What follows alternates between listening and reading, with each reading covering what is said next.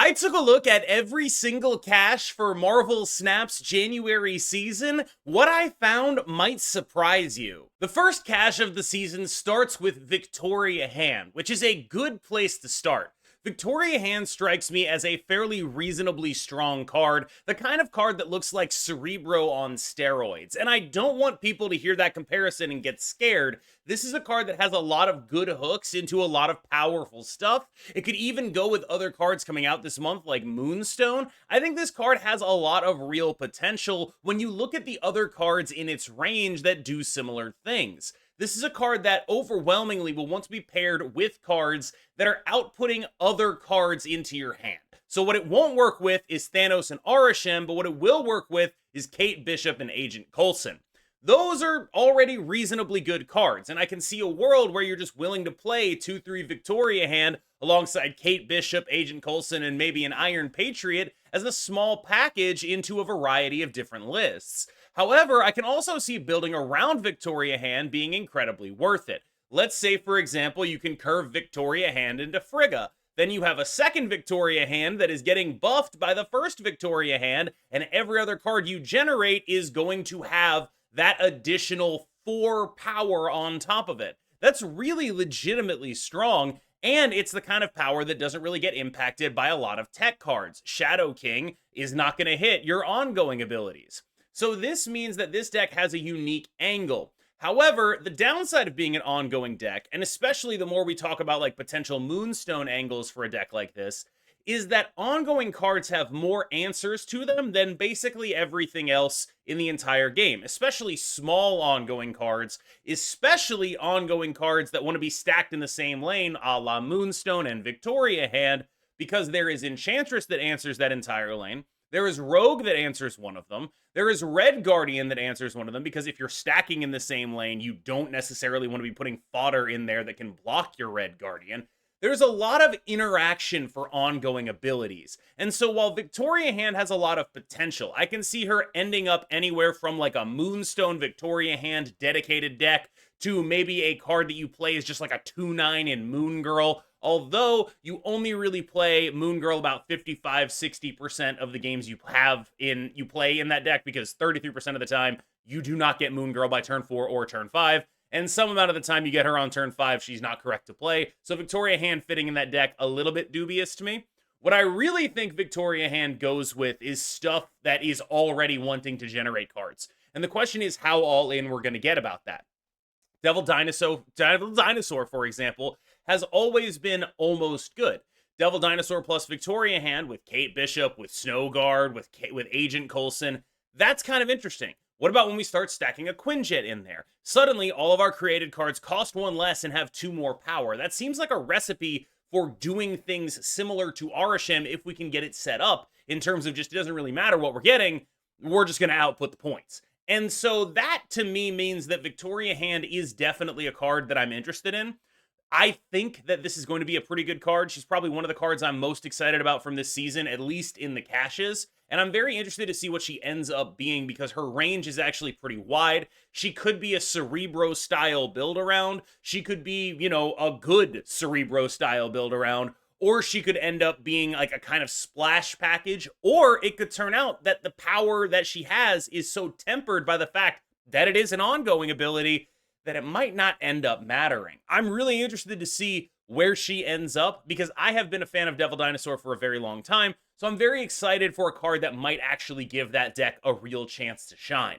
However, by far, I consider her cache the best of the month, and it's because it includes the card we're about to talk about. Kate Bishop is kind of like my own personal Jesus. I play her in so many decks. For example, I've recently been playing her instead of Valentina in the Anti-Venom deck that I posted a video about a week ago. Perfectly fine, perfectly serviceable. Even though Valentina theoretically has more synergy with that deck, Kate Bishop, perfect replacement. She goes in so many different decks already. An extremely powerful 2-3, and I do think that while Iron Patriot coming out does reduce her potential value and provides a real competitor in her niche, I strongly suspect that she's going to end up still being one of the best 2-3s in the game. And especially in the context of Victoria Hand, I think probably the best partner for that card. this is going to be a card that with Victoria Hand is going to be creating 1/6s and things of that nature. Very, very reasonably strong thing to be doing. This is the exact card you want to pair with Victoria Hand. It is in the cache with Victoria Hand, and it is, in my opinion, the best card in any of these caches that is not a new card, and maybe even that is a new card. I have a very high opinion of Kate Bishop. I think she is so widely played that her win rate is never going to look spectacular because she can go in so many different things. So even a bad deck can be like, yeah, I could use a Kate Bishop here. That's fine. And that'll drag her win rate down a little bit. Her versatility ends up making her look statistically worse than she is. But that versatility is actually the biggest reason you would want to pick this card up. There are going to be very few decks that are just, if you have a semblance of a curve a lot of the time, you're going to want to run this card. If you're playing the card Wicked, you're going to want to run this card. If you're playing anything related to Clog, you're going to want to run this card. If you're playing anything related to 1-drops, you're probably going to want to run this card. If you're playing anything that is reasonably going to fill the board up, you're probably going to want to run this card. If you're playing a good cards deck, you're probably going to want to run this card. The only thing that pushes against Kate Bishop is the increasing dynamic of decks getting these incredible fixers. So what I mean by that is a deck like a Scream deck or a Doom 2099 deck is doing something that is so specific that it's rarely going to want something generically good. And we talked about this recently in the context of Rocket and Groot, where it's like, being a generically good card means a little less than it used to because the specifically good cards are so strong. The contextually defined cards have finally like sort of evolved into their full context form. We have like Move Bounce or whatever. It doesn't run generically good cards, but they add up into something better than that. We have the anti-venom decks. Again, a lot of what I would consider generically good cards, but there is a bunch of synergy built into that, which you can put Kate Bishop in, but still she ends up being like the 12th card in that deck. And then there's stuff, you know, like Agent Venom decks. Again, these are things she can go in, but there's often something that is more specifically relevant to the game plan. So I think that while she is a generically great card, that is going to be good in a lot of generic spots, anything with Gore, anything with Wiccan, very obvious. But you'll notice that you actually have to sort of look for reasons why she goes with what you're doing, and that's because the power level of the cards around her, her competition in specific scenarios is going to be better at doing certain things. Like, you don't want this card if you are playing a Scream deck. Not necessarily. You maybe do, but you probably want Craven instead. You don't necessarily want this card if you're playing an anti-venom deck, because you could play Victoria. You could play not V-Hand, the other V, the 2/3. The other 2/3 that does stuff with created cards that was played by Julia Louis-Dreyfus, whose name I'm blanking on right now, long enough for me to leave this in. Anyway, the point I'm making here is it's never been less valuable to be generically good. And I think that's a weird situation to be in when you are the face of generically good cards. I think Kate Bishop is still one of the best cards you could possibly be playing here, but there is something to be said for maybe wanting to hyper-specialize instead. The fact that she goes so well with Victoria Hand is good. Here we see the dark side of hyper-specializing, where if you're something like this, like the Grandmaster that just looks really strong but kind of isn't, you end up with a card that just isn't very good and doesn't really see play anywhere. This is a card that I have seen people play in like various mill hood decks to do cool stuff with Misery and the Hood and mill cards like that. I've seen it happen. It's not that good.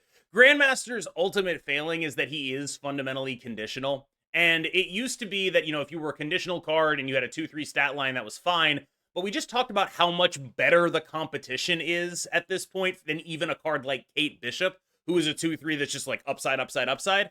That means that a 2/3 that's conditional, it better be winning you the game every time. And Grandmaster is cool, but it's not a game winner. And I think that's sort of the ultimate failing of this. Like, when you look at other 2-drops, you have cards like Thena that are game winners. You have cards like Agent Venom that are game winners. You have actual game winners at this cost. And this is like cool and fun and nice, but it's not Scream, it's not Thena, it's not Agent Venom.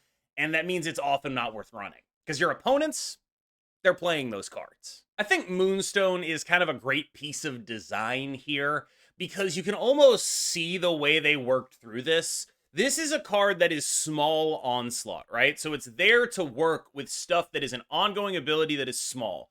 Victoria Hand is a pretty obvious thing to go with this, but so is a card like Speed, for example.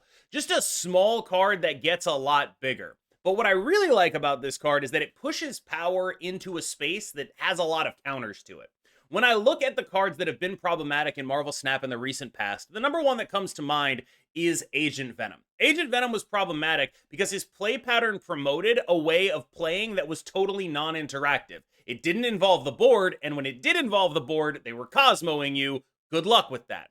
This card always involves the board. And where Agent Venom really only has like one card that can kind of interact with it, that being Shadow King, this card has many cards that can interact with it. It involves the board. You can see where they're setting up the Moonstone lane. You have Red Guardian to blow up a small thing. If they want to invest a Cosmo in that, that's fine. But even that kind of stuff is the kind of thing you can take advantage of. This is a really interesting card. I'm really interested in a world where we do like Victoria Hand, this, and Cosmo, and suddenly that's our turn 2, 3, 4, and then 5 is just like get cards to play to win another lane, play a bunch of giant arrows from a Kate Bishop, and like slap a Speed on the Moonstone lane. That stuff seems kind of interesting to me. How many points can we make this card give us is kind of the ultimate question. And how much are we sort of priced into running Cosmo if we do that? Because ultimately, the reason why I like that they're putting a bunch of power or potential power into an ongoing card is that there's so many answers to it. One of the things that I loved the most, and this is a little bit of a tangent, but bear with me, about Destroy being the best deck was that there were a bunch of different things that interacted with it profitably. You had Destroy as the best deck, but like, okay, Shadow King is good against it. There's a lot of green power in it. You had Enchantress stuff being good against it because of Null. You had Mobius being good against it because of Death. You had Killmonger being good against it if you could throw priority and blow up their Deadpool. There was just a bunch of different pieces of tech and different ways to have a slight advantage in the matchup such that you could put the one that worked with your deck the best in and have a better chance at beating that deck.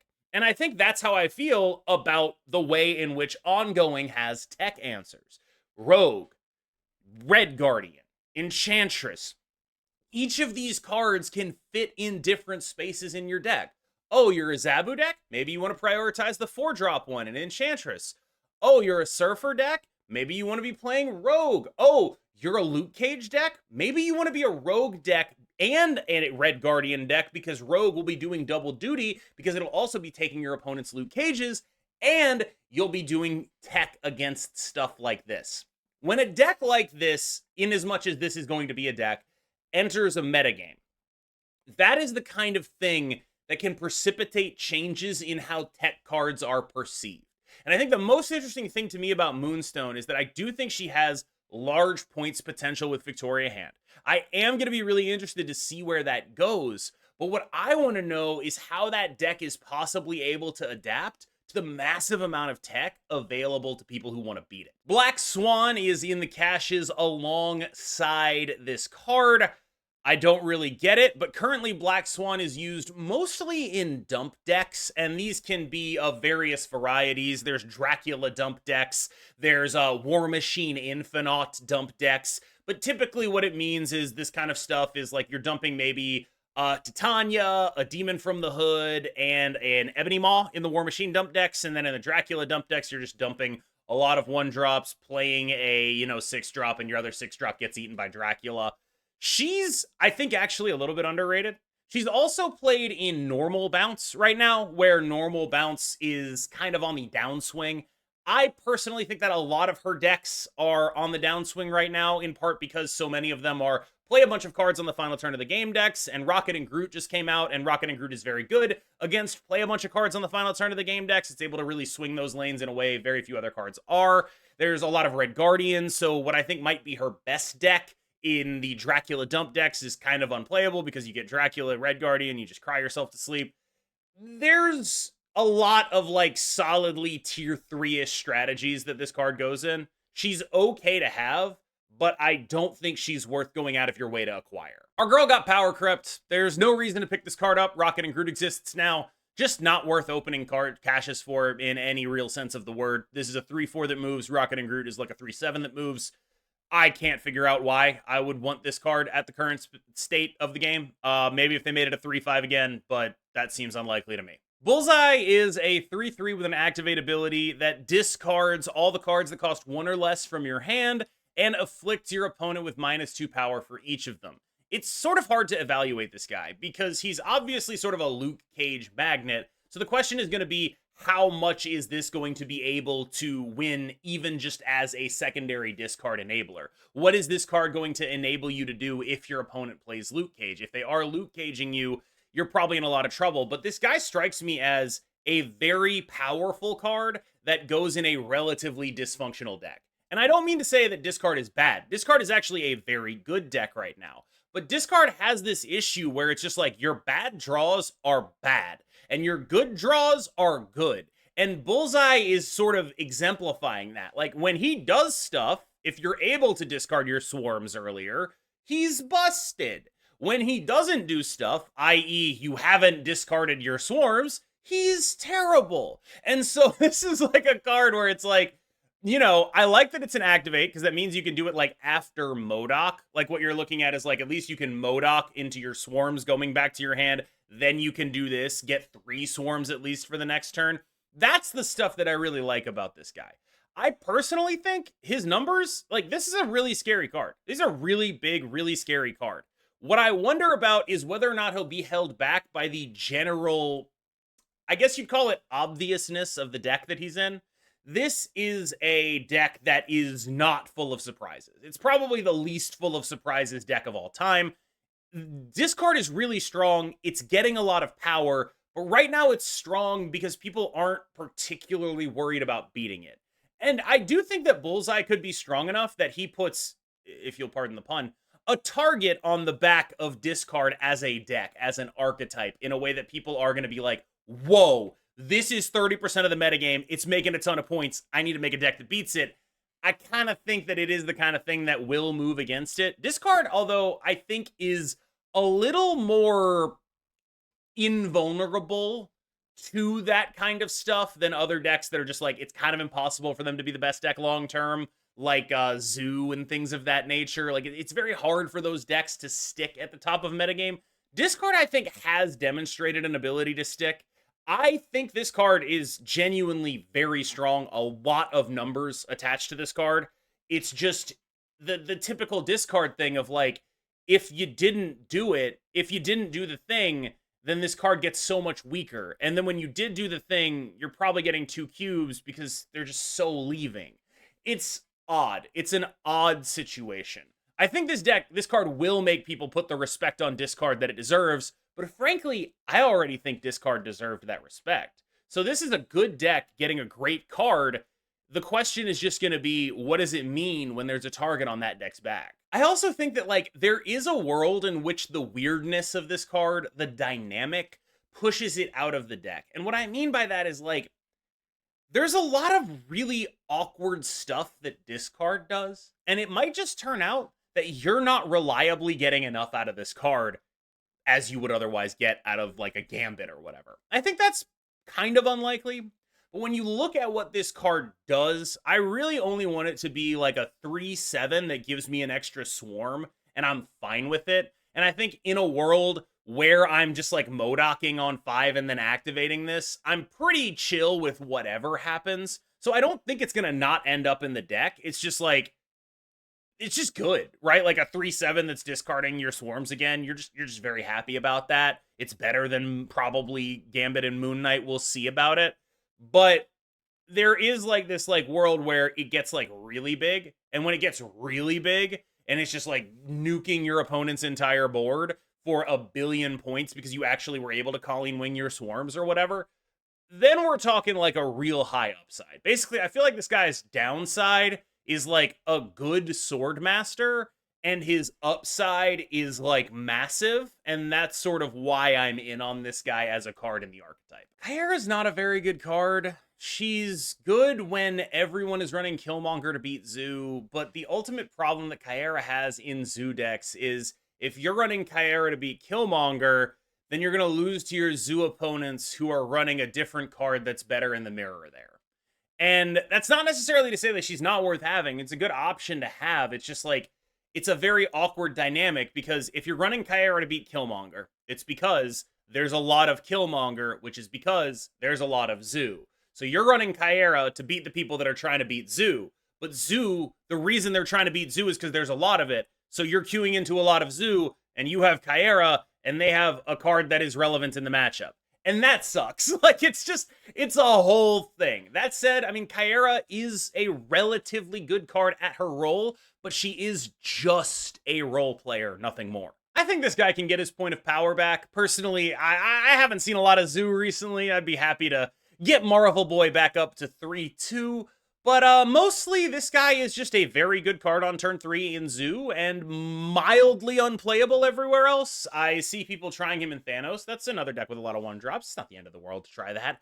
But again, this is like a role player. He has a very specific defined role, and it's be a scaler when you have a bunch of 1-drops. And if you don't have a bunch of 1-drops, or a deck with a bunch of 1-drops that you want to play, you're not going to play this card. And if you do, it's still a little iffy unless that deck is Zoo. He's definitely a Zoo staple, but everything else I've seen with him, I'm not really sure he's needed. Aries feels like a real easy slot into the tens deck. Like, this is the tens deck, right? We're playing a lot of stuff with a lot of power. I think we can reasonably expect that we, as the tens deck, are gonna be able to make Aries actually happen. This is, of course, the Scar Surtur deck. There are some smaller cards in that deck that maybe Aries won't happen, but I tend to think that this is going to be mostly just a 4-12 on curve in that deck a lot of the time. And I think that that's going to be worth playing, especially compared to some of the fairly mediocre 4-10s that the deck currently plays, like Cull Obsidian. I think including Aries will sort of free up the deck in order to allow it to do things other than like Squirrel Girl stuff for Cull Obsidian, or various priority shenanigans for Crossbones. Not having to defer to one of those things in the specifics of having to play it is probably relevant in my opinion. I think this is going to be a card that is very, very specifically in that deck, but it could also go in other decks. I mean, like, this seems like we've seen what Malekith can do, right? I think the reason I am not super optimistic for this guy as a stat stick is that Malekith is close to him in stats a lot of the time in all of these decks that you would play him in, and effectively drawing a card as well. So Aries basically just has a lot of competition in anything that doesn't specifically care about getting a 10 power plus guy on the board, which is why I think he's pretty limited in terms of this is a Surtur card. I could be wrong about it. He could just end up being like, hey, we love a 4-12. I'm super into that. That's entirely possible, but I also think that the deck building requirement on him is a little more stringent than you think. And in a lot of decks, you'd rather just, you know, Malekith into my Hazmat or whatever. That's going to be more points anyway. Or even in a Wiccan deck, Malekith into my Speed, Malekith into my Red Guardian. That's a 4-11, right? Like, that's just as big, is the thing. And so you're looking at, like, a card that I think mostly gets outcompeted by Malekith in non-tens decks, which means that I think he mostly goes in the tens deck. I actually don't have a ton to say about this guy because that is kind of, that's kind of it, right? He gets outcompeted, I think, in most other shells, but in the tens deck, I think he's like got a real chance to shake up what that archetype looks like. Misery is a really cool card that has taken like several oblique nerfs because they keep realizing that people can Black Widow you with it, and they're like, we can't let people do that, and then they nerf Black Widow, and then they realize that you can still Black Widow people, and they nerf Black Widow again. Misery's cool. There's a lot of weird and cool and fun things you can do with her. They're all like tier 2 or below at best. And so it's not a card that I can really full-heartedly recommend. This is just, I don't really get it. I don't really get why you'd go out of your way to acquire this if your goal was winning. I do understand that if you want to, like, you know, grief people, you can play her in the mill deck. There's actually like some really cool stuff happening in the mill space right now. The deck is becoming more real than it ever has. It's still not really real, but having a good matchup into the card Agent Venom is legitimately kind of sick. Taking advantage of the fact that Malekith strips cards out of the deck, also legitimately kind of sick. Like, there's cool stuff happening in the mill space. I'm interested to see where it goes. I don't think it's enough for me to recommend you pick up Misery, but she is like at least kind of interesting. She does weird stuff that no other card will do. She is kind of the only card in her space. Man, what the hell are they doing putting this card in the spotlight cache? It's probably the worst Series 5 card in the game. There's really nothing else to say about it. Don't open for Kang. Be sad if you get him. I honestly hope they hotfix him out of these caches. It's kind of ridiculous that he's in it. So yeah, I've seen a lot of people say that they think these spotlight caches are really good. Like, wow, look at how good January spotlight caches are. And I almost think maybe they have like Kate Bishop blindness. Because when I look at these cards, it's like, you know, outside of the new cards, the cards that are in the caches with them, they're all mid except Kate. Kate's amazing, don't get me wrong. And it makes the V-Hand cache look really appealing, which is frustrating, I think. Because I don't know exactly when the patch happens, but it means that if you open the V-Hand cache, like I think it happens in the middle of V-Hand week maybe, and that means that you're supposed to wait on opening V-Hand so that you can make sure you get your 2,000 tokens instead of your 1,000 tokens. That's the good cache. I don't know, it sucks. Like it's just really bad timing for them. Because that cache is, in my opinion, it's the one that's got like the actual good card in it, Kate Bishop. The rest of these caches are very questionable in terms of value, in my opinion, and will be entirely determined by how much you want the new card, as far as I can tell. I think a lot of these new cards are interesting and strong.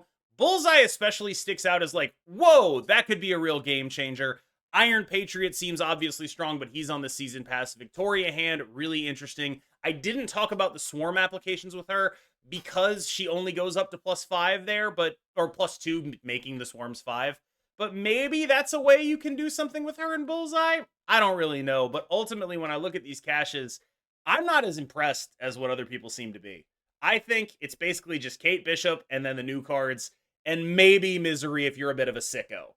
As always, I've been KM Best. You've been phenomenal. And I will see you in the next one. Let me know what you thought about my opinions on these caches, how I delivered them, all that stuff. And thank you so much. Shout out to Julia Louis Dreyfus because I forgot your character's name. It's Valentina.